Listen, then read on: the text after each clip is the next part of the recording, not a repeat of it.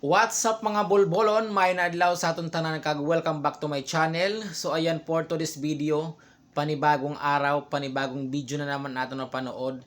Kay naga-jogging gani si Idol sana na time. So ada mga idol, syempre kailangan naton mag-jogging paminsan-minsan para mababawasan naton mga kolesterol sa aton lawas kag syempre para bawasan naton mga bilbil kay medyo naga-chubby na si Idol kaya naman ada sana na time nag-jogging ako, syempre nag-exercise, galaw-galaw sana akong katawan para hindi ma-stroke. So mga idol, nagtataka siguro kamo kung ano kay nag-jogging ako sa loob sa sulod sa namon building or sa namon balay. So syempre dito sa Saudi Arabia kasi sobrang init talaga, as in.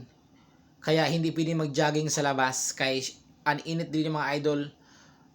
Triply kung ano ang init sa Pilipinas, triple ang init dito sa Saudi Arabia. Pag sugad sa ninabulan, mga April, May, June, July, August, September, so mga tag-init yan na siya mga idol. February, March, April, May, June, July, amin na mga tag-init na mga bulan dito sa Saudi Arabia mga idol. So pag tungtong ng bear, medyo mahangin tsaka medyo malamig-lamig na ina. So medyo halabagan na ako nila jogging, so mga 30 minutes siguro, pero pinaiksi ko lang ang video para hindi ka mo mainip. Nakakainip naman manood kag sobrang haba sa video, kaya iniksian ko lang mga talaga mga idol na akong video para sa inyo.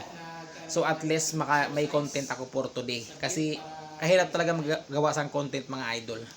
So shoutout sa mga taga-Aroroy, Masbate, sa mga followers ko dyan, sa mga solid supporters ko.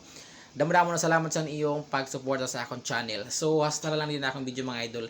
Thank you for watching and God bless. Don't forget to follow